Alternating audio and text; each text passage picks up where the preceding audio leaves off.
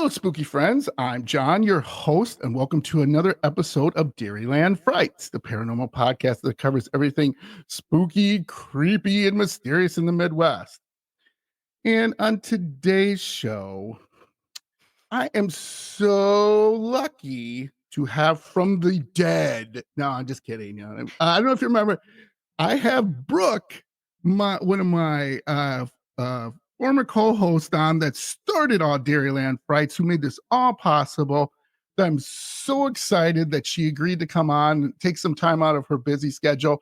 If you guys remember, I did a joke on everybody back a few months ago saying that Brooke and Megan went to an investigation and they accidentally got lost or something. We don't know where they are. I'm very happy to report that I freaked out enough people that I got emails to ask if they're okay. And yes, they're okay. If you listen to the episode, they're okay. And in proof, I'm here. Area. Although Megan might still be lost out there. We don't Yeah, know. maybe she got bought by a cryptid that we might talk about today. Maybe. So, Brooke, why don't you catch people up? You know, what you've kind of been doing and everything. I miss you, we miss you, but we're always lucky to have you back on the show when you can make it. Yeah, no, I appreciate it so much. I'm so excited to do this again. I mean, I love researching cryptid stories and all the random locations, like looking at Reddit stories and doing a little bit of more deep research than just kind of like the surface level stuff. So I'm very excited to talk about some fun stuff today. But yeah, I haven't really been up to too much outside of work. And we were just chatting before we started recording about how it kind of consumed me a little bit in 2023. Right. So I'm excited to this year get back to diving a little bit more into the passions and the exciting things, not just all about the job. So yeah, I'm happy. I'm doing good. And like I said, Brooke has carte blanche. There you go. I like that famous word. I love that. French, hello. Oui, oui. To come back on the show, like I said, as you know, people out there and podcasters, I know my fellow podcasters who listen to me, it takes a lot out of you to do this research. Hey, I'm living proof. I do 2 podcasts, plus I got a whole bunch of other things. That's okay though. We do this because it's so much fun, and it's so much fun to have Brooke back on because remember, folks, I gave her the moniker or nickname, the Cryptid Queen. So kind of a little tease in what we're going to be talking about today. So, hey, let's get into it, Brooke. What are we talking about today? Yeah. So, okay, I'm going to give you a little teaser because there is something else that I want to talk about before this. But so this is my teaser to get you, caught up, make you want to listen to the whole thing. So Wendigos, a cannibalistic monster that lurks in the woods at night, stalking humans with a speed as swift as the wind, killable only by cutting out its ice-cold heart straight from its chest. Could this creature be lurking in the forests of our home state of Wisconsin? I guess we'll have to wait and see and find out. Because first, I want to talk about the Chicago Mothman again. Yes! So if you don't know, I think it was episode 10 we did the Chicago it was Mothman early episode. back in it was like February or something like that. Yeah. So a little bit of background. This is not the Mothman that most people are used to and have heard of before, not the West Virginia Mothman, the Silver Bridge collapse, all that, but there is a different Mothman who is actually frequently seen in Chicago and around the Greater Lakes area. So actually, even in Wisconsin, I think it's been seen in the Milwaukee area, in Indiana, Indianapolis. And there's so many sightings of this thing. And this guy, his first name is Lon. I cannot remember his last name. But he has a website called Phantoms and Monsters where he kind of documents all of the sightings. And it's kind of fun. So I decided to take a look at some of the more recent sightings because there are a few. Oh, sorry. My cat is dragging my charging cord off the table. 1 second. Love it. All right. He was he was like You the choking cat. himself. Oh my gosh. He is too much. Um so yeah, if you want more background about kind of the lore and the history behind the Chicago Mothman, listen to episode 10. But a couple recent sightings. So this one occurred on September 7th of 2023, so just a few months ago. And again, this was just northeast of O'Hare Airport. If you remember back, O'Hare is like, I don't know, the main hub of where these sightings happen. For some reason, Mothman loves to hang out around the airport. I don't know if he just feels at home with other things flying around. Who knows? But this sighting happened when a woman was driving around 10 p.m. near the northeast part of O'Hare Airport, and she remembers having an uneasy feeling out of nowhere while she was listening to Lady Gaga. She's specific about that. And like no one ever has, no one ever has a uneasy feeling while they're listening to Lady Gaga. So she thought it was weird. No. And so she was driving by a forest on Westlake Avenue and she saw something on the side of the road. And as she got closer, she realized that this was a creature that was standing upright on, two legs like a human would. And she thought it was about 6 to 7 feet tall, had a dark gray body, and eyes what she described as red like bicycle reflectors. So like when her headlights hit it. And she thinks that it had wings, but they were not unfurled at the time. And notably, I thought this was kind of interesting. This witness hadn't actually never heard of the Chicago Mothman prior to having this encounter. And she only learned about it after she described the experience to one of her coworkers who is like into the spooky, creepy things. And her coworker was like, "Hey, I think this might be a Chicago Mothman sighting. You should reach out to this guy." So she called Lon and gave her story. And Lon in the description said that she seemed like very shaken up and freaked out by this encounter too. So he felt, that it was very credible experience. So that one was kind of interesting. It was interesting to me that she didn't see it like flying or anything. It was just kind of chilling and she didn't specifically see its wings, which I will kind of come back to later on when we talk about the Wendigo a little bit. So it's all going to tie together. There we go. Yeah.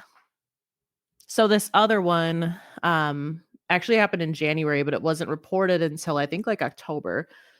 And this happened in Calumet City. And this was kind of a brief description, but this woman describes being terrified for months by this experience she had in January. And she finally had to tell someone about it. So she reached out to this guy and she saw a creature keeping pace with a car in front of her as she was driving near Calumet City, which is like right on the border between Illinois and Indiana. So I think it's a little bit like southeast of Chicago. And she said she couldn't figure out what it was because it was moving really fast and it was pretty big. So she sped up to see what it was. And as she got closer, the creature like disappeared behind the car and then popped up and spread its huge wings and flew like right over her hood. Dang. So that also creepy. Yeah. And she didn't have really graphic descriptions of what it looked like besides that it was huge and it had wings. But since she was still shaken up about it months later, her sister encouraged her to report it. So that also happened. And then this one I thought was just kind of interesting. This was actually, again, reported in November of 2023, but it actually happened in 2014. And this was in Greensburg, Indiana, which is quite a ways from Chicago. It's actually like southeast of Indianapolis, I believe. Yes. But this guy had a really interesting experience too. So he vividly remembers this. He went outside because his dog was outside. And he was going to get his dog because the dog was gone longer than usual. And so as he got out there, he noticed his dog was barking at something in the sky towards the tree line because this guy lives really close to the woods. And when he looked up, he saw a 6 foot tall winged humanoid creature, which he described as distinctly purple in color.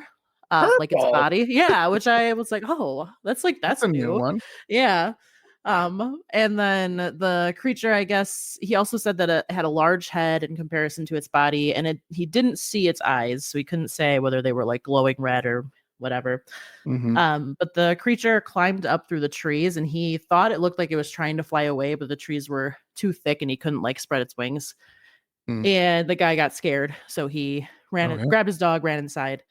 But I thought it was kind of interesting because there were actually a couple other sightings in Indianapolis and around Indianapolis that we talked about during episode 10 around that same time. So there was one in like Mm. 2012 in Indianapolis, Mm. and then the Prairie Creek Reservoir, which is north of Greensburg, there was one in 2007, 2011, and 2018. So Mm. it kind of seems like either this thing is traveling around the area or it's A road multiple trip. beings. Yeah, who knows?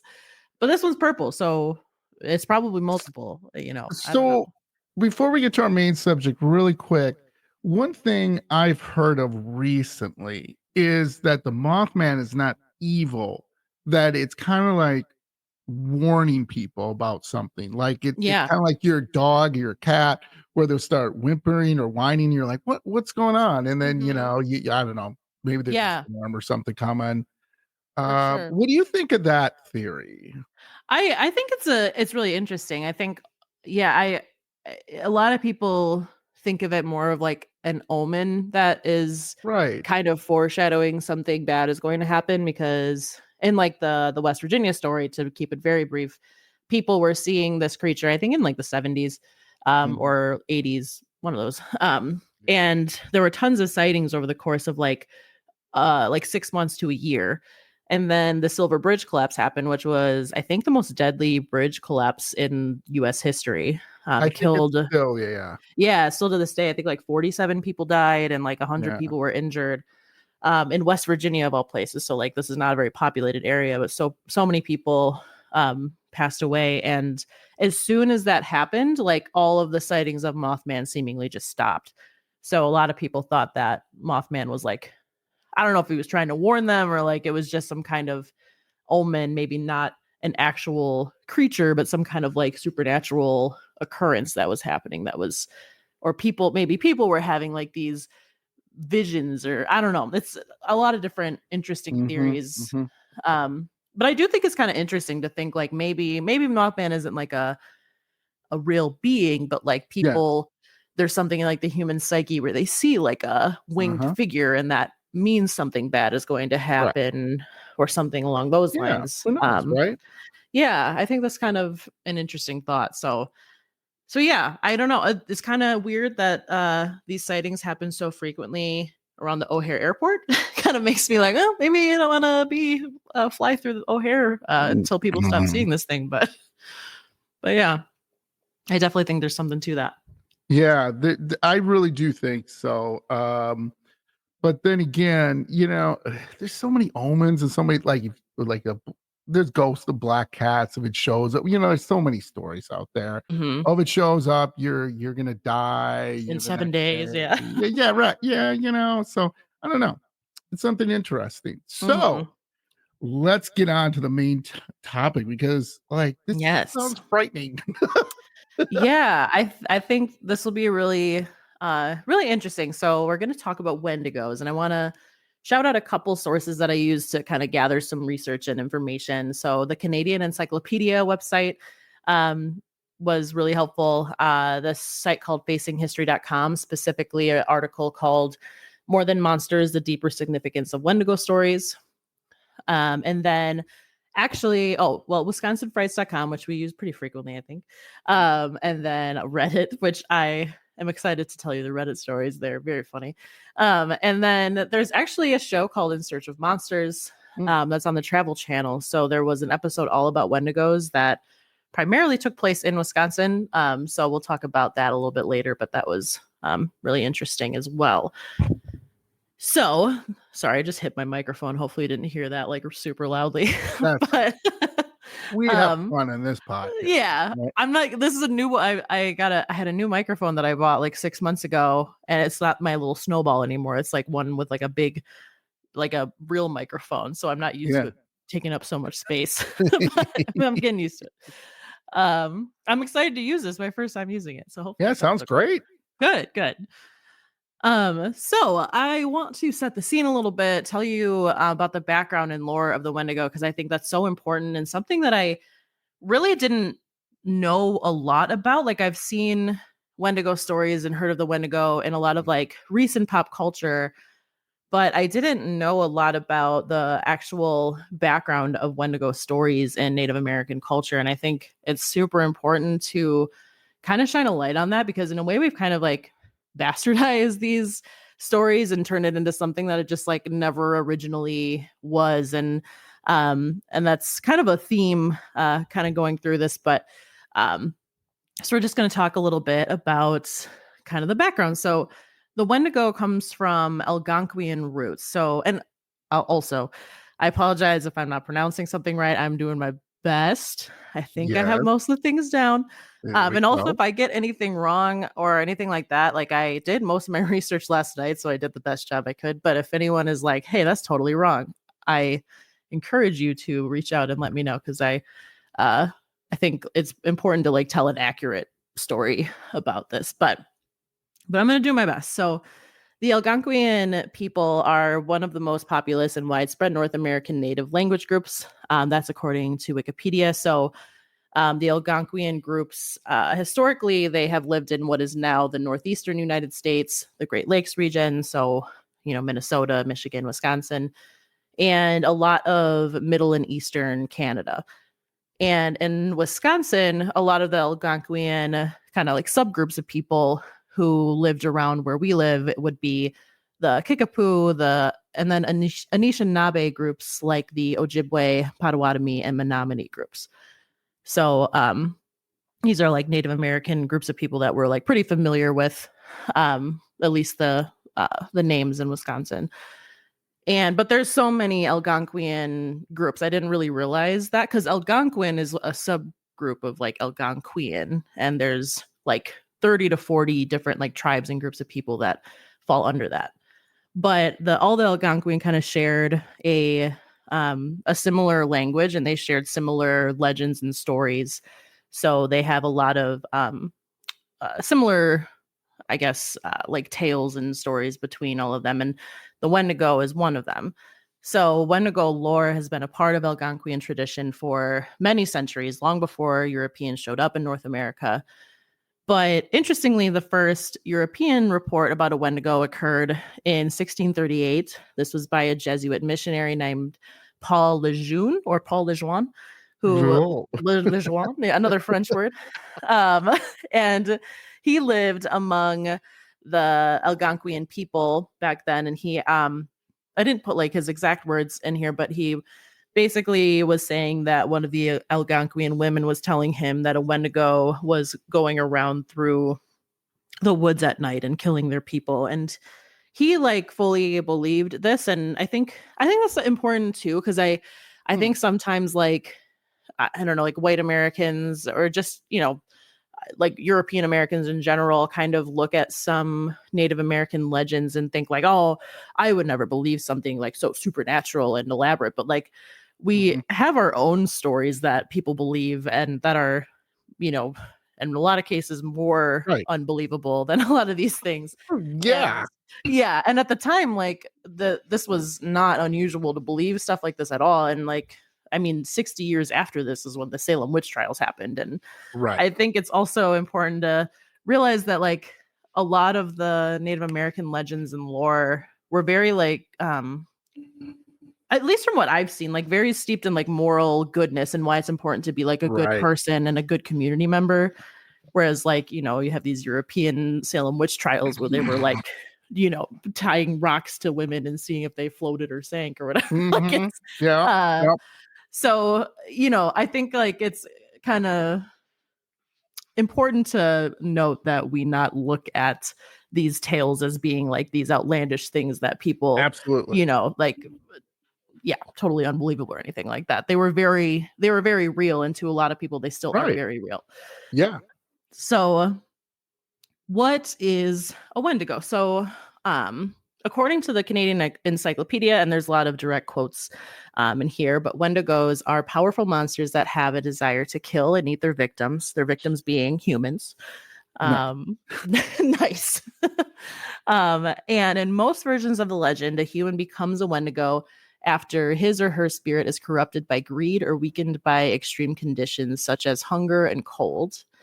They are dangerous not only Mm. because of their thirst for blood, but also because they have an ability to infect otherwise healthy people or communities with evil. So, essentially, in most legends, Wendigos are these cannibalistic monsters who prey on the weak and socially disconnected, which is kind of interesting. And Mm. because of this, Wendigo legends are seen as cautionary tales about the dangers of isolation and selfishness, and Mm. also the importance of community, which was so interesting to me because I never even like considered Right. that or thought about that. Like, Huh. that's not something you really associate with Wendigos in pop culture is the importance of community. But Mhm. if you think about it, it kind of makes sense because, back hundreds of years ago, in these communities, the cold and harsh winters meant that survival really depended on relying on the people around you and on cooperation. So sharing food and resources with each other and creating this community where you would help one another and like give people Right. shelter if they needed it and give people food when they needed it. And these were extremely important ideals to the Algonquian people. And Mhm. so they kind of saw the Wendigo as like the antithesis of this. Like if you didn't help the people around you, you would turn into a Wendigo, and nobody wanted to do that. So The um so it was really about that. And um they were very like anti-greed, and that was kind of seen as one of the worst traits you could have, is being greedy and keeping things for yourself when you knew that other people needed it to survive. So I thought that was really interesting. But something that people, kind of have a lot of thoughts about is, what does a Wendigo look like? So I was wondering, John, when you think of a Wendigo, what do you think of? Like, what do you picture in your head? Well, I think, and I would love to have you back on the show for Skinwalkers. I still have not done that, Mm. Mm-hmm. but kind of like that, and kind of I'm going to do a wraith, and people will be like, "What's a wraith?" And that's a whole different thing. Mm-hmm. Kind of like skinny, like big claws, kind of like a sullen face, big eyes. That's what Yeah. I think it is. Yeah. For sure. Yeah. So that's definitely a frequently that's how it's very frequently described. So there's a lot of different takes on what Wendigos are supposed to look like. One of them being, like you said, like very thin, emaciated, kind of like Mhm. gray skin, almost mummy-like skin, and a lot of times with like big black eyes. Mhm. Some people describe them as having like no lips, like, and they'll say, oh, they like basically ate their lips off of their own face, Oh, which that's is kind of, yeah, kind of gross to think about, but um, delicious. and yeah, um, and a lot of times with like long gangly arms and legs, like Right. sometimes say arms that like hit the ground almost, and or some people say that they're a giant, like similar, but that they also get larger as they consume more people. Interesting. Yeah, which I thought, I had never heard that before, but that is kind of creepy to think about. Like, how big can they get? Okay. But something too that I see a lot more in pop culture is Wendigos being described as having like animal like ears, and specifically horns or antlers. And this seems to be a lot more common in like modern media. And it's hard to say whether this has like any base in reality in Algonquian legends. It seems to be that this Mhm. is just kind of something that came up in media and was just like people kind of stuck to it. But it kind of depends on what you're watching, like how people um, portray Wendigos, I guess. Exactly. And really quickly, Yep, remember, these are totally different from skinwalkers. That's a totally different thing. it So, is. yeah, Yeah. so don't get them confused when you're thinking, are they the same as skinwalkers? They are not. So, They're not. They are. I believe skinwalkers also have like Native American origins, but they're correct, not the same thing. And they correct, might even come from like different groups. I'm not really sure, but correct. Yeah, they're not even in the same thing. So, yeah, there you go. yeah, they are different. A couple of things that seem to be kind of consistent though with all descriptions of Wendigos is, one, they have eyes like glowing hot coals, like red, like creepily glowing eyes. Nice, Um, of course. yes, and sharp pointy teeth, which makes sense. They're tearing flesh off of people's bones. That you need that. Notably, they always smell bad, almost always, with bad breath, which I would imagine is the case. Yeah. And always, like without a doubt, they're always like emaciated, like exposed rib cage. Some like ancient portrayals of Wendigos even have like their like organs like kind of coming out of their stomachs and stuff like that, like very just emaciated, and they look like hungry, like they're hungry as hell, they're never satiated. Like that's how they're portrayed. So we'll talk about a couple different portrayals of them in media a little bit later, but yeah, so that's kind of what we're talking about. And then in terms of like what makes them, I mean, that already makes them scary, but what makes them so scary, and like what do they have superpowers? And sometimes they do, and sometimes they're talked about as having like superhuman powers, but sometimes they're not. But if they do, it's usually superhuman strength and speed, especially speed, and that they have really good eyesight and hearing and a sense of smell. So they're very good at like stalking and hunting and hunting people through the woods, that kind of thing. To add to the terror, by the way. Yeah. To add to the overall terror. This is not something you want to see. No. And interestingly, so that In Search of Monsters show, like people who they were interviewing were kind of saying, like, of all the cryptids, like the Wendigo is kind of like the scariest, like the one that you probably for the like definitely do not want to see. Bigfoot, like he could be a friendly guy. Mothman's just trying to warn you of stuff, like. But Wendigo is not. Yeah, yes, exactly. You do not want to come across. That's why you watch. Exactly. It's terrifying. So, but how are they killed? Like, what do you do if you come across a Wendigo? Please tell us. Yes, you need to know. So again, it kind of varies. And some of these are much easier than others. So some legends say that it can be killed with a traditional weapon. So that's, hopefully if you're out there, you see one that is true and you can, shoot it or knife it. I don't know. And it can die. But there's also like a pretty commonly held belief that the only way to kill a Wendigo is that you have to subdue it, cut its ice heart out of its body, and then melt it in a fire. That easy. Okay. Yeah, it's just as simple as 1, 2, 3. Just jump it. Yeah, just jump it. Subdue it. Easy as it's running and jumping and way stronger than you. It's fine. You'll Yeah, we're good. You can do it. And then still others say that the only way to get rid of one is to have a shaman basically perform a ceremony or spell to dispel it. So sure. Also another thing that, you just got to find a shaman real quick. It's fine. Yeah, we can do that. Piece of cake. Yeah. So not really sure which one of these is supposed to be the most accurate, but hopefully again, if you come across one, the first one is the one that is true. So I want to talk about, since Wendigos are really common in I think like in Wisconsin, we maybe hear about them more than in other parts of the US. There are a lot of stories and experiences that people have had in Wisconsin with Wendigos or what they think is Wendigos. So I want to talk about a couple different eyewitness experiences. And a lot of these came from the In Search of Monsters show, which aired in 2019 on the Travel Channel. So it's season 1, episode 5, called The Wendigo. And fun, actually, I'm gonna save this. I don't know if you still talk about some of our common characters that we used to have back in the first like 20 episodes. That a little bit.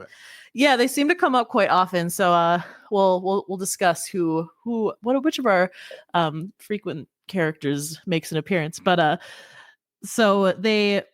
one of the things I thought was kind of interesting, and this doesn't have to do with Wisconsin, but they show this kind of creepy video of an alleged Wendigo stalking a moose in Canada on the side of the road, that someone's filming the moose, and then you can see and it kind of looks creepy. It kind of looks like a white head and a long gangly arm kind of dragging below it. But I think it's a smudge on the window.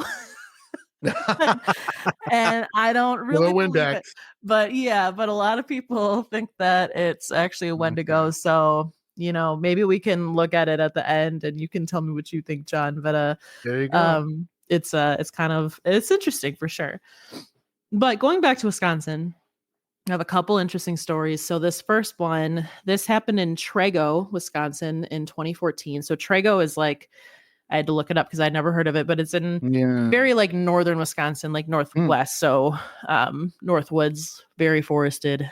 And this woman, Laura Ritchie, is a bartender. And at 1 a.m., she was driving home from work and she saw a creature emerge from the woods. And she actually described this creature as being 10 feet tall, so taller than we would normally hear Wendigos being. So maybe there's something to the more they eat, the bigger they get. Bigger they get, sure. Yeah, maybe this one was very well fed. We don't know. But she describes it as having very It's an long all-day arms. buffet. Yeah, maybe. She says long arms, gray, and the arms were almost long enough to the point that they dragged on the ground. And she said that it had very large eyes that glowed like an orangish color, which I just think is funny because like the Mothman story from earlier in Chicago, like kind of described it the same way. Like, she even said like they glowed like reflectors, I believe, in the story. So it's like gray in color, very tall, large eyes, large head, like reflector eyes. It's just kind of interesting how similar some people describe some of these stories.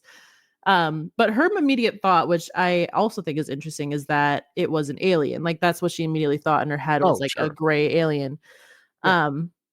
But after she kind of told a couple people about her experience, she learned about Wendigos, and then she thought that kind of fit the description better of what she saw than an alien. So now she believes that it was a Wendigo now that she's learned more about Wendigos.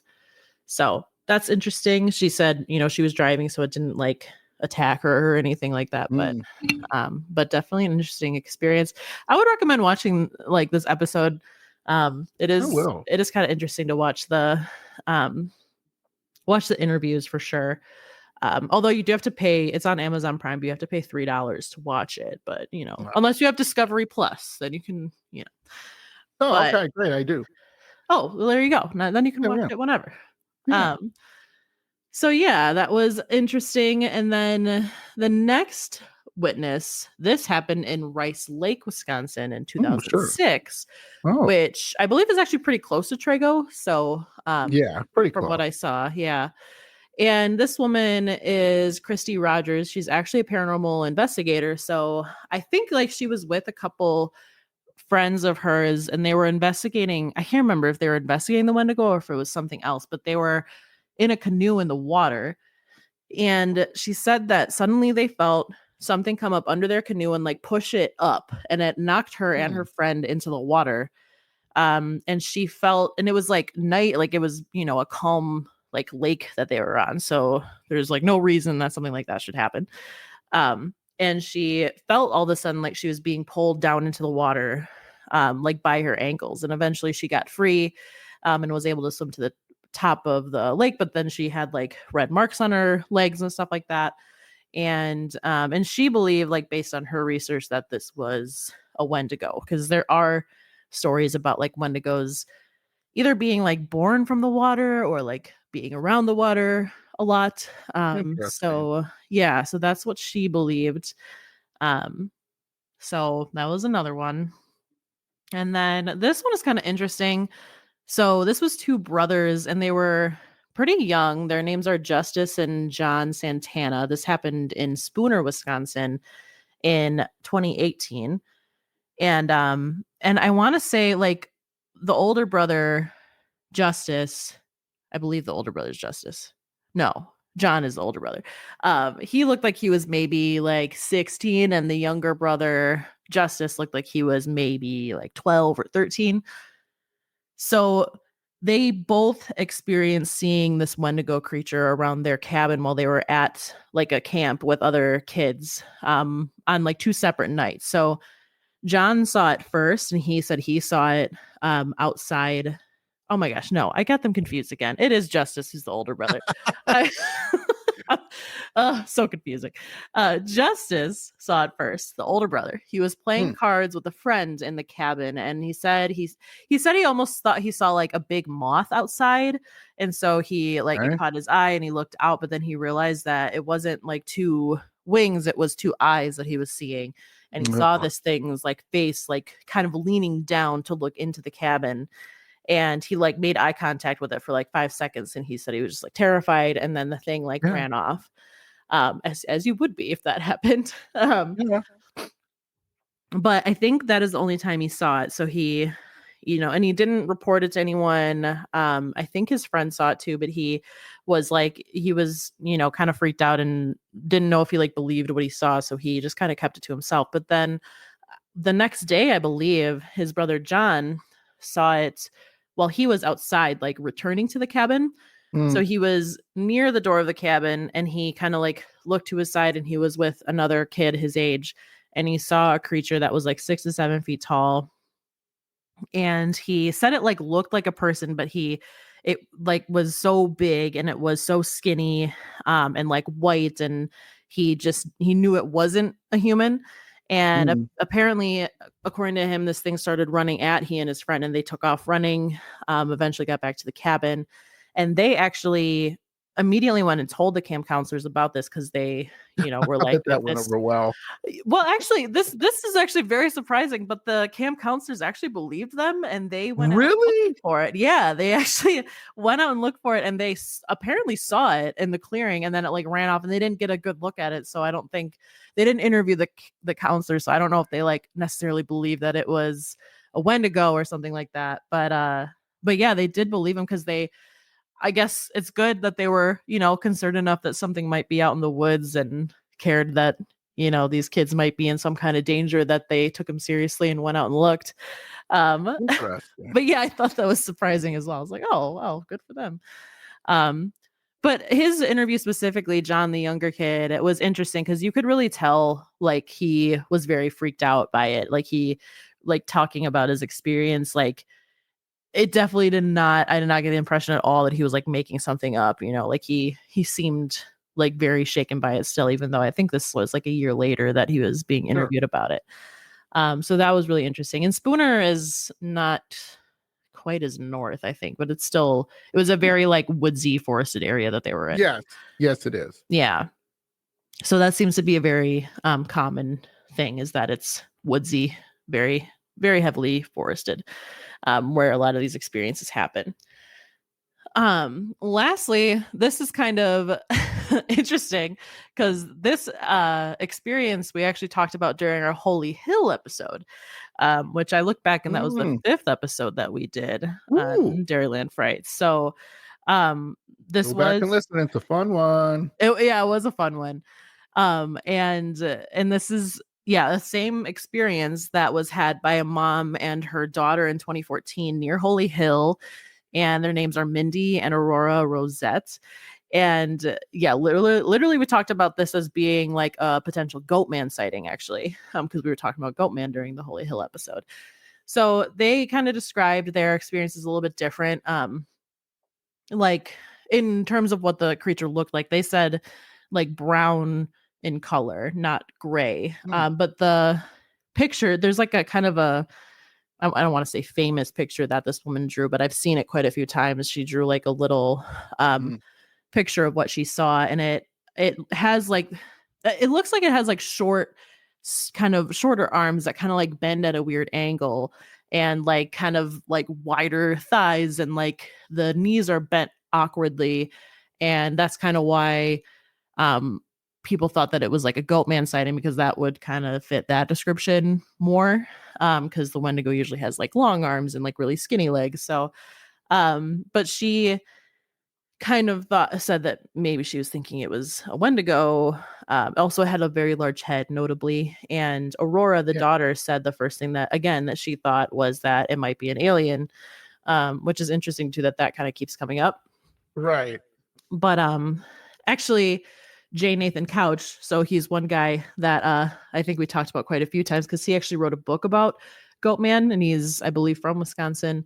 and talks about the Holy Hill Goat Man. And he was interviewed in this episode and talked about Wendigos a little bit and about this experience that Mindy and Aurora had. But they didn't mention the Goat Man though. I was a little disappointed. I was like, well, it might not be a Wendigo. It might be Goat Man, or it might be an alien. Who knows? But yeah, so that was another experience. I just thought it was kind of fun that it was something we had already talked about before.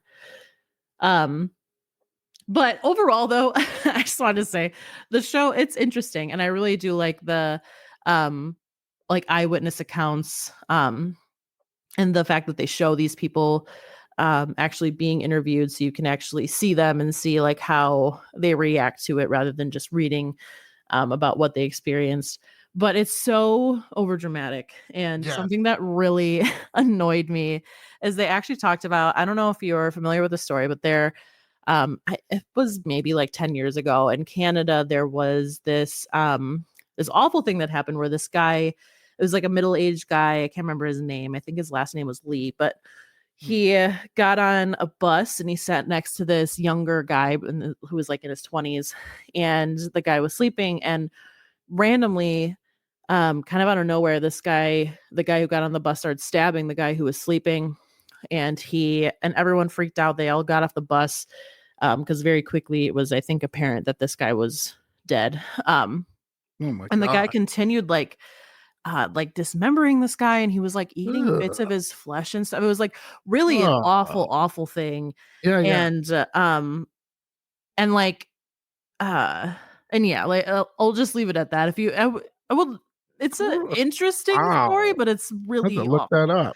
Yeah, I just, if you just look up like Canada Greyhound bus incident, I'm sure tons of stuff will show up about it. But they actually talked about this and like acted as though like maybe this guy was actually a Wendigo. But like I am 100% positive that this guy was like diagnosed with schizophrenia.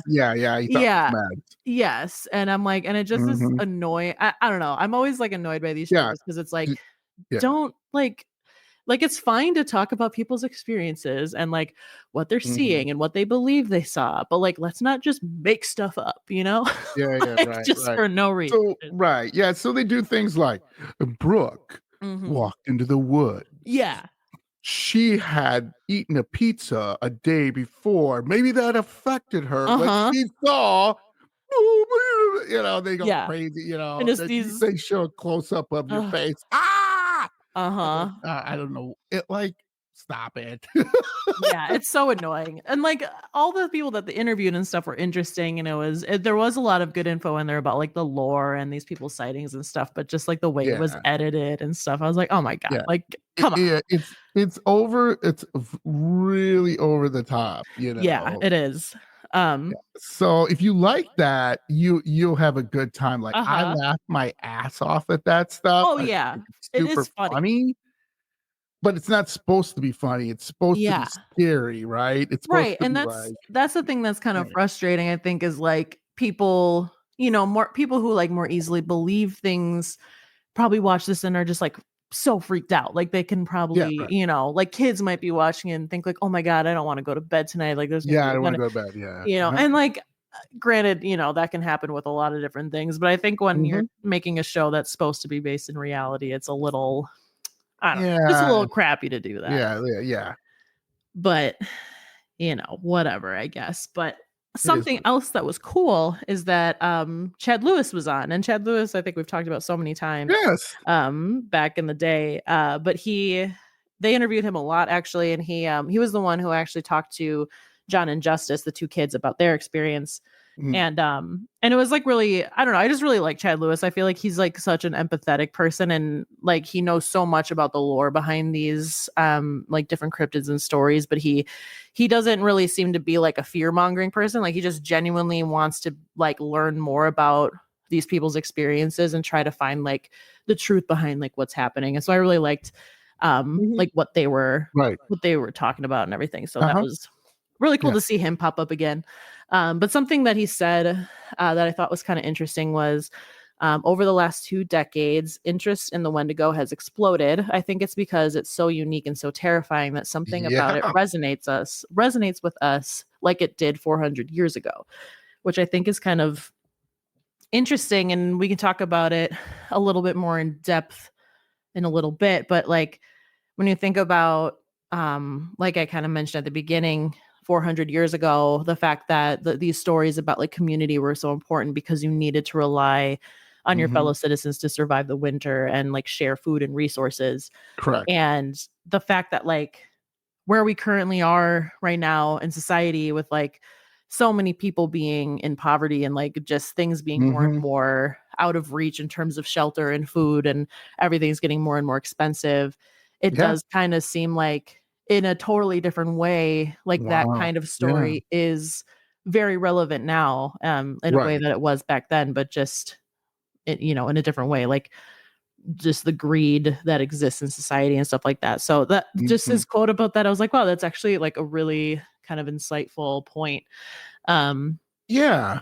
That's super interesting because it's, again, we went from communities where everyone had a purpose and everyone helped each other, whether you mhm, were the hunter, whether you were the farmer, whether you did the sewing, whether on and mhm. on and on, right? Yeah, And completely. now everybody It's like is everyone for like, themselves. yeah, everyone for Mhm, himself, and that's the way it's gonna be, and yeah, sure, we have specialized people, like specialized nurses, specialized doctors, specialized mechanics, but it's not the same, like, you can't go to a doctor and say, I boy, my gut's not feeling so great here," and he mhm. specializes in whatever, gastroenterology, whatever that stuff is.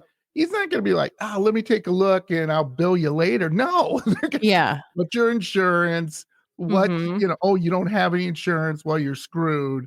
Get out of my," or Yeah. do you have the money to pay for this, or you went bankrupt paying it just doesn't right, Yeah, like, people don't look out for each other like they No. used to. There's not really, like, that same sense of community. Like, I think individual people are, like, good people and, like, care about Yeah, their sure. neighbors and stuff, but Yeah, it's not but really like a communal thing. It's not like no. live in a community where everyone has your back and you can count on anyone if you need Mhm, something, mhm. and, you can go to your neighbor's house and be like, "Hey, our heater went out and we need blankets or something." It's like you Right, worry that you might show up at your neighbor's house and they'll like right. have a loaded gun behind their door because they're like, Correct, correct. get off my property or something. Like Yeah. that's, it's Yeah, a totally and different vibe. yeah, and I'm again, there's always exceptions to the rule. I'm sure people are listening, they may have say, "Hey, I'm in a small town. Mhm. I can go to this person. I know they're gonna let me in if I'm scared because I think there's somebody," right? There's always exceptions to that, but it's very few and far between. So, Yes, which yes, sucks. 100%. It does Yeah. suck. And it's just kinda interesting that, it's still like the myth of the Wendigo can still be so relevant today. Mm, absolutely. Yeah. Um, but yeah, so one other thing I wanted to mention too, and I kind of hinted at it with two of the stories, is that um they talk a lot about how these Wendigo sightings are like a lot of times the people who see them, their immediate thought is that it was an alien, and Oh, just like interesting. how similar these sightings are to sightings of like gray aliens in a lot of cases. And I do have a couple like discussion questions at the end that I want that'll come back to that. But Nice. first I kind of want to talk about what I labeled as absolute buffoonery on Reddit, Yeah. because I wanted to see if there are anything like Reddit. any interesting stories. Yeah, we always love going back to I the love Reddit. me too. It's so fun. But I was looking for like legitimate sightings in Wisconsin, and I did find a couple Oh, interesting you stories, did? but Oh, well, I nice. didn't include them because I felt like the Okay. other ones were more Okay. verifiable because it Alright. was like, people actually getting interviewed and telling their stories rather than just typing on Reddit. But I did find a couple very funny things that I wanted to share. Absolutely. So Go with there that. is there is this subreddit called Wendigo Stories. And so this exchange happened 3 years ago, and NY Syrup Gaming posted, "Are there Wendigos in Wisconsin? I really hope it's a no." And Gerber the Undead responded, "Yes, but it's summer, so you're fine." And then Wendigo Max Of responded course. to Oh, there we Gerber the go. Undead, and he said, "Actually, at this point, you can find Wendigos in pretty much every country that isn't always hot. Most people believe they only live in parts of America, but that's wrong." So Wendigo Okay. Max is clearly Wendigo expert. Max. Way to go. But then Skinwalker Ranch 1. Oh, come the Skinwalkers. He responded, nope. They're only in Canada and the Great Lakes states such as Michigan, Wisconsin, Minnesota. The reason why you're wrong is because Wendigo spirits are only in Canada and the Great Lakes states that I mentioned earlier, but Wendigo spirits will wear down your insanity and give you thoughts of cannibalism until you actually consume human flesh or you become insane, and then it will possess you and turn you into a Wendigo. Or another way you can become a Wendigo is by being extremely greedy, and then it will possess you and turn you into a Wendigo. Please follow the traditional legend, Wendigo Max, and not become someone who theorizes and believes in the pop culture version of the Wendigo. Also, if you respond, I'm not going to argue with you because I know the actual legend. Bye.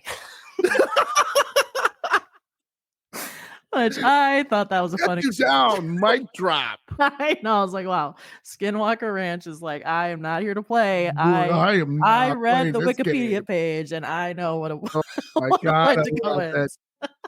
That is awesome. Yeah, I thought that was hilarious. And then there was one other one that oh my God, this one was so funny to me. So this was in the hunting subreddit. So r/hunting. And I forgot to grab this person's username. But the stuff that this guy was posting was so funny to me that I just had to mention it. It's like totally like outlandish. But so this is what he said.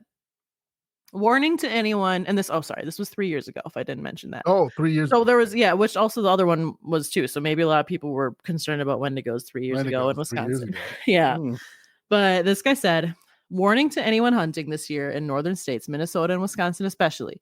We've spotted Wendigo coming down from the mountains. Check comments for details if you don't already know what a Wendigo is. Then he continues.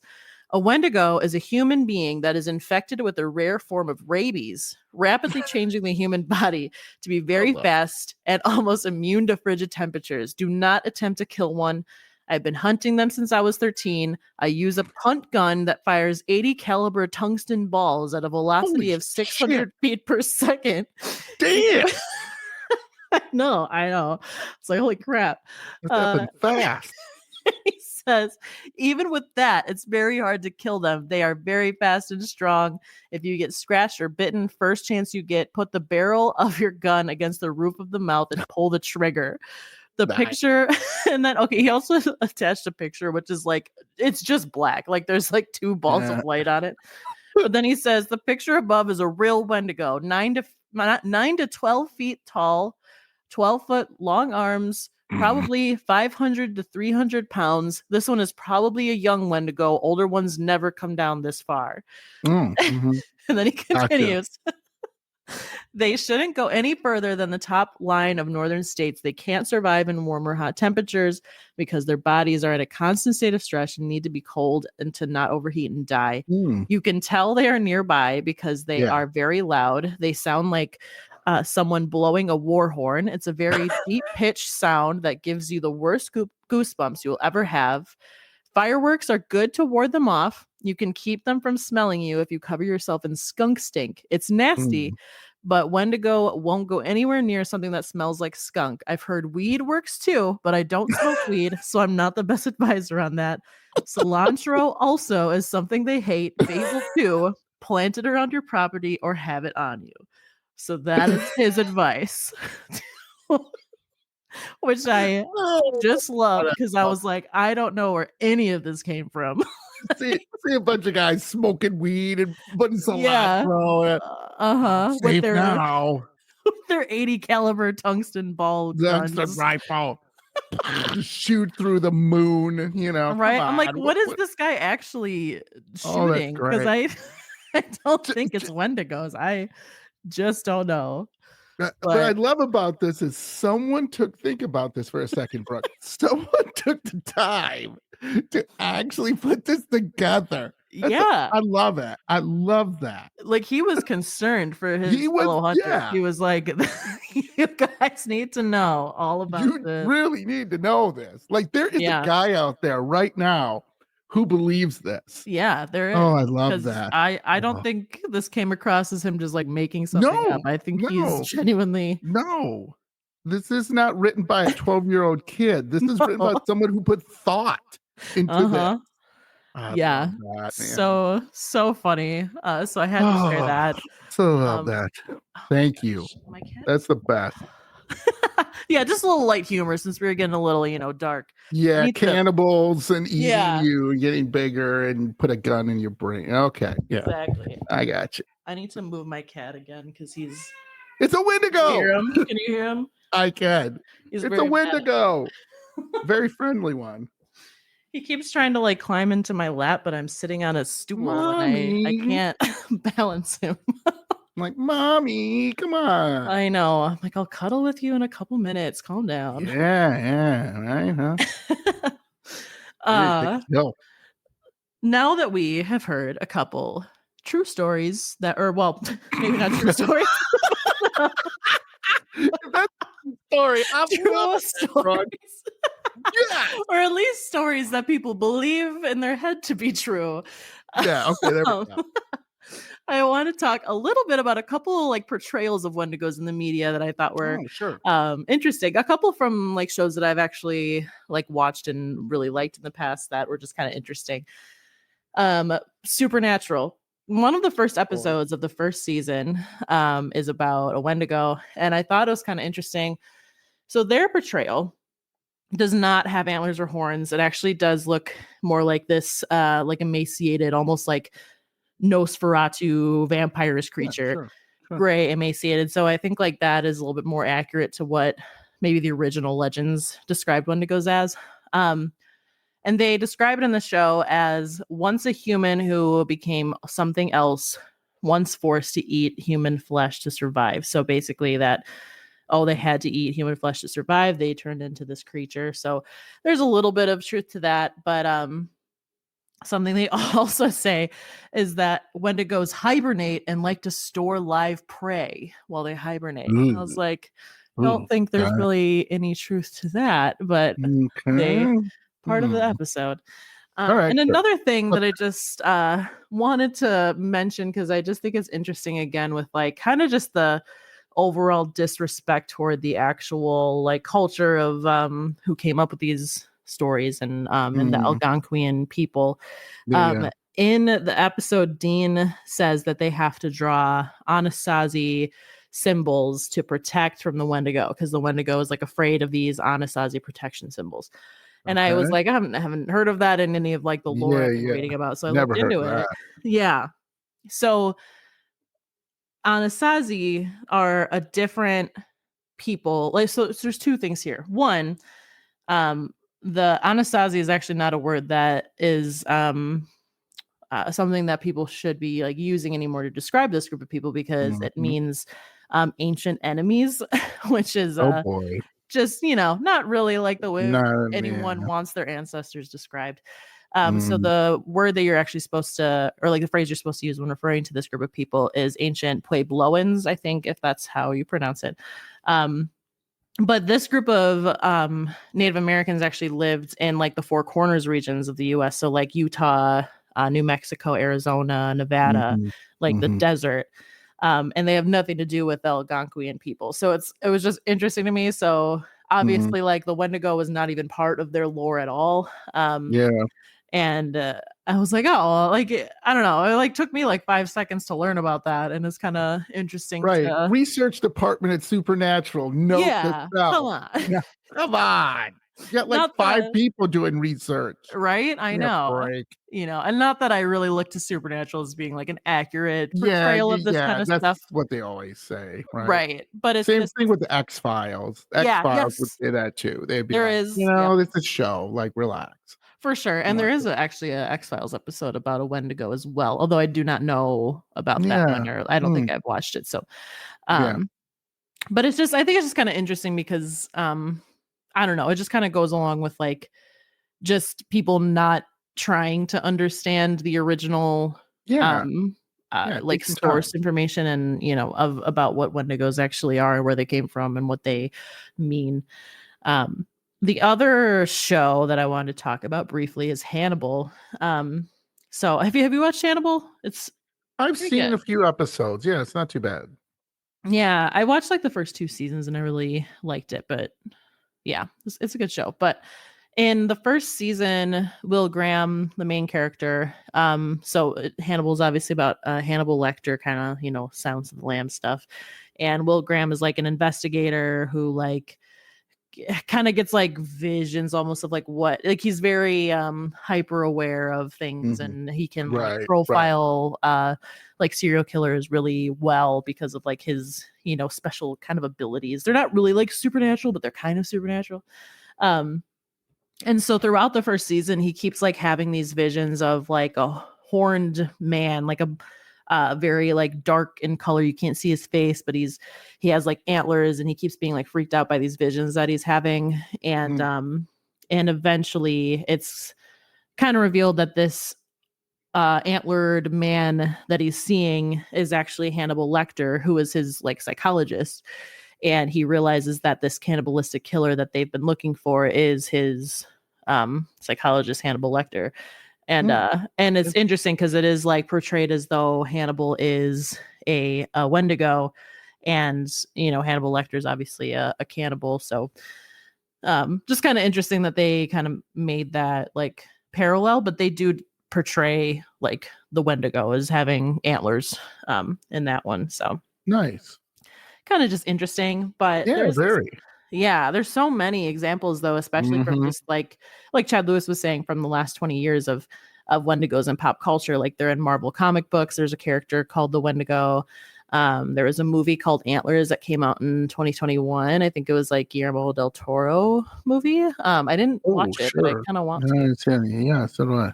Yeah, so that one obviously portrays the Wendigo as having antlers. Apparently there's Wendigos in Pet Cemetery, which I did not know about. And then the X-Files and also video games. So I play Fallout 76, and there's actually a lot of cryptids in it, which I think is really fun. There's Mothman and like the Flatwoods Mhm. Monster and the Snallygaster. Like Mhm. there's so many cryptids in West Virginia where it takes place, so it kind of makes sense. But yeah, there's Wendigos as well in Fallout 76. So they pop up a lot. And I was wondering, can you think of like a movie or a TV show that you've seen a Wendigo, and like Um, how is it portrayed? there was a movie, and now drawing a total blank. It was on probably 3 or 4 years ago on Netflix. It's a really good movie. I'll have to get the title and then I'll put it out there on my social media sites.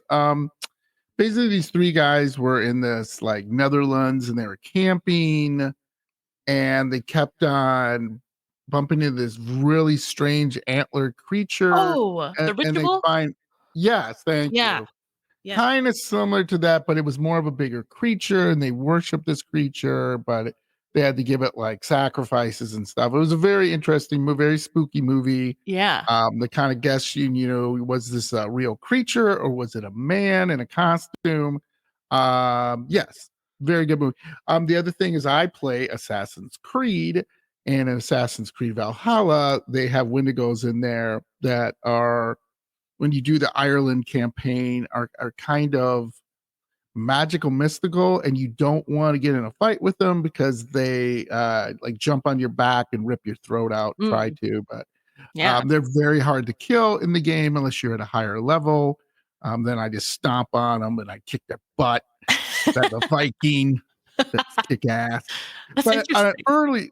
but on earlier levels, they just rip your guts out and just destroy you, and there's not much you can do about it. And Yeah. but they do it really, so in there, they do it really, really well because these Wendigos will pop out of like this kind of fog. So you'll go into like like a, I don't know, like an old graveyard or something like that, or some magical ritual place in the game, and then these things will pop out, and it's fun. It's a lot of fun, and yes, they're in a bunch of other video games too. I do know that too, and I just can't think of them off the top of my head. But Mhm. they're nasty, very nasty creatures to fight. So I'm Yeah. gonna need that gun.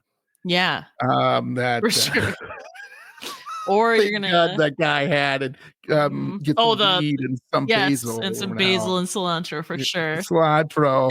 Maybe I have a chance in this video game, but anyway, there you Yeah, go. definitely. Yeah, it's really interesting. Is so Assassin's Creed Valhalla is like, is it like an does it take place in like the Nordic area? Like, Yes, it is the Vikings. right. I highly recommend it if you like any of the Assassin's Creed games. It's one of my favorite ones.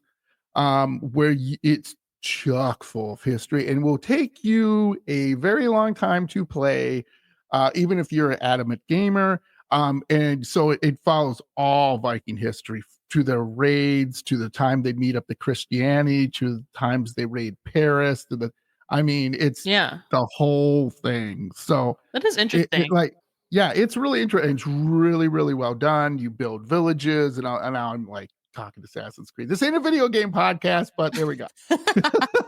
Maybe we'll No, have to that have sounds one. cool though. It's interesting because Very I fun. I hadn't like heard of. I guess like I think the Wendigo is only like a North American Yeah, thing. it's this like a weird how do I say, like hybrid of it. Yeah, Yeah. right. Yeah, you have to look at the pictures. If you really want to go look at the pictures. They some of the game screenshots out there, and it's kind of very, very, very, very similar.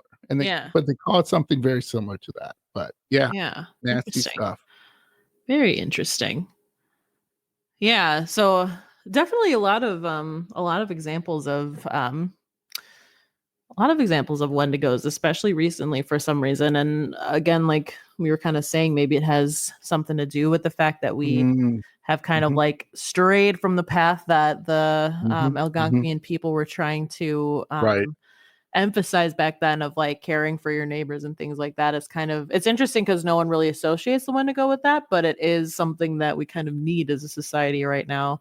Yeah. Um, one other Yes. quick thing that I wanted to mention is this thing called Wendigo psychosis, which actually is like a medical Hmm. term that started to be used in the 1920s as like a to talk about like a mental condition where a person is like consumed with the idea of eating human flesh, which Ooh. I didn't look into it too much. I didn't know that this was a thing. It kind of was like, oh, interesting. But it's kind of debated whether this is like an actual legitimate diagnosis or if it's like part of a Mhm, different like mhm. mental condition, you know, something like, I mean, I don't even know what would cause someone to have those types of urges, but yeah, so Wendigo Mm. psychosis is like a thing that is kind of mentioned in the medical field, which I didn't know about, so I thought that was Yeah, I kind of didn't know that either. interesting. Yeah. But yeah, um yeah, so I kind of like just had some, I guess, last minute you know, things to kind of talk about, kind of relating back to that idea of like, do we in like modern American society, like, could we use tales like this as Yeah. you know, like to warn about the importance of things like Mm, community and the importance of things yes. like not being greedy. Mhm. Because I don't really think that we have anything like that, that, No. you know, it's kind of like we've strayed from, I don't know, the importance of that concept. I blame Facebook. Me too. Me too. I, it's just that when in doubt, blame Facebook. Mark Zuckerberg. I agree. A quote too that I thought was interesting from that backstoryradio.org website, because they talked a lot about like how important the Wendigo was to Native people and kind of how it's totally changed. But this quote from that article said, among many Native peoples, the Wendigo remains a warning against greed, but now they associate it with the excess of capitalism and colonialism rather than the wilderness Mm, or barren winters. So, yeah. um, Right. and then another article that I read too from Facing History, they had said, what if the monstrosity we face is actually not an otherworldly presence, but our all too human selves? And I'm like, Mm. wow, that's deep. That's pretty It's deep. getting pretty deep here. Yeah.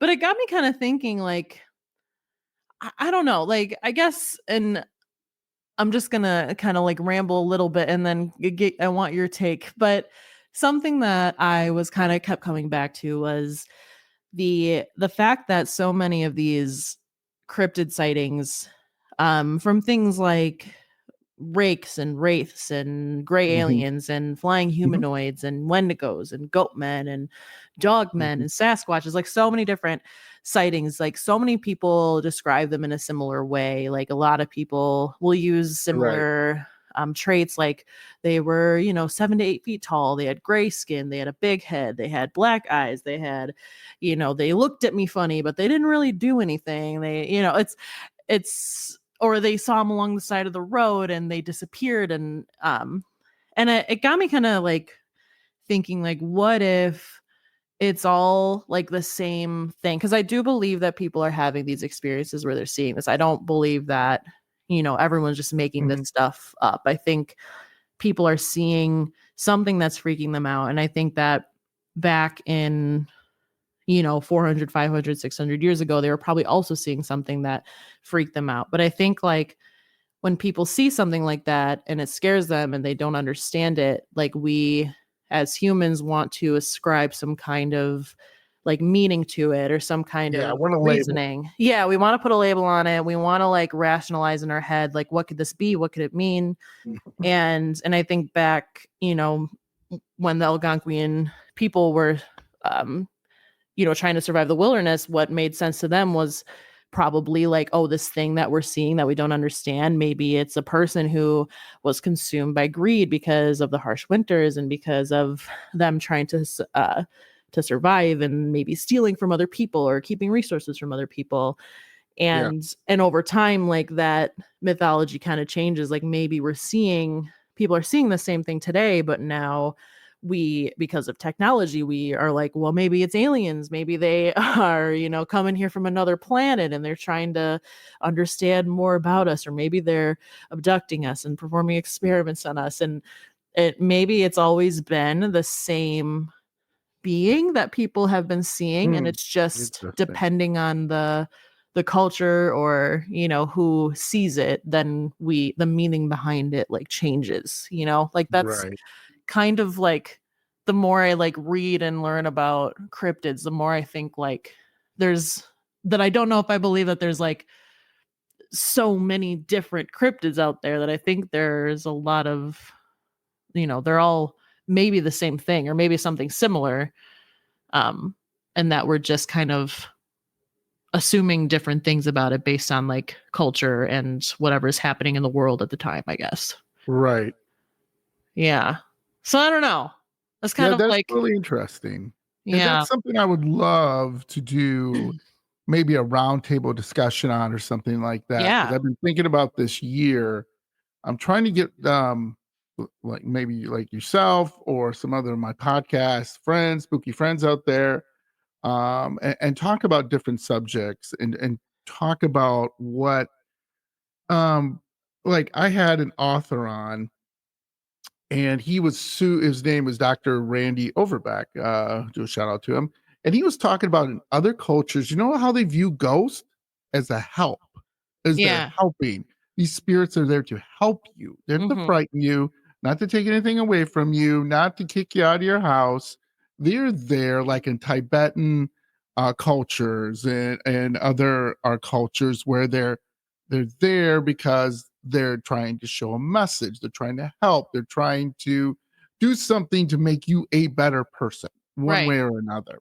Yeah. In our culture, thanks to, well, again, I don't blame the media and the movies, because who really wants to go to a movie and see this nice, friendly ghost like Casper, unless you're a little kid, right? Who's saying, hey, Brooke, let me help you with your life, and I'm going to help you do this, and I'm going to be a better person. You'd be like, how long does this damn movie go on? No, you want somebody like their face ripped off and their blood coming out of their shower head. And, yeah, that's what you want to see that, right? Right. And so we're part of the problem too. But I do think, like, again, are we really, there's so many stories out there who people with too much greed and everything. And that's the problem with America, in my opinion, not to get too political here, is like, you see, like I always tell my children, just because some dude like Mr. Beast is this multi-billionaire now, do you know what he had to do to get there? What do you think? He just woke up? But now he's giving away his money. Now he's doing a lot of good things with that, supposedly, according to my kids. I don't follow him. But the point is, that's what you should do, right? You should get to a certain level in your life and say, you know what? I have $20 billion in the bank. Yeah. Maybe I should help literacy campaigns. Maybe I should help hospitals and schools. Like, I can't spend this damn money. Let's bring a community together. But Yeah. that leads to then other things like cults, right? Mhm. So people are fascinated with cults. And how's a cult get started is, hey, Brooke, I believe what you believe. You believe what I believe. Let's get a bunch of people together and put it together. And then, like, let's wear Nike uniforms and like, and Yeah, for sure. what just happened? Mhm. What's, like, wouldn't it be really nice, right? You have a community garden. Okay, hey, I Yeah. made this, hey, my kid's not feeling well. Well, you know what? I can help you with this. Like, Yeah. okay, that's We what we're need trying to do here. Right. Yeah, I think we Yeah. need, like, a happy medium because it seems like it's Yeah. one or the other. It's either, like, every man for themselves, the only people Yeah. you should care about is, like, yourself and maybe, like, your spouse and your kids, and Or that's it, and yeah. everything needs to revolve Yeah. around getting more money Yeah. and more power so that, like, Right. you build this wall around yourself and you're isolated from everyone Yeah. else. Yeah.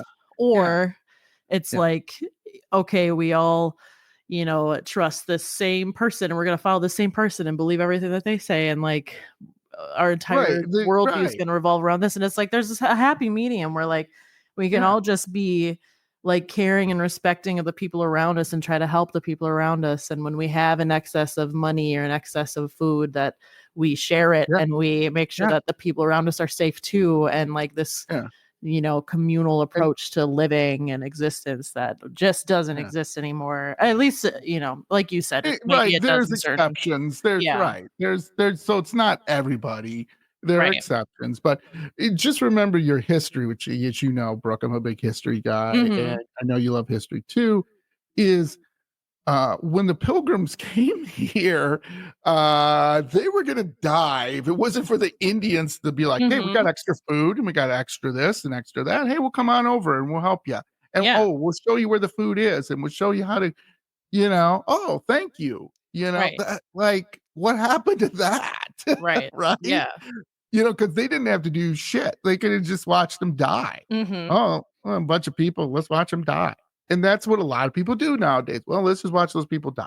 Right. Like, Yeah. what? Yeah. What's Because it's wrong with like, you? right, because it's like we're so used to just Yeah.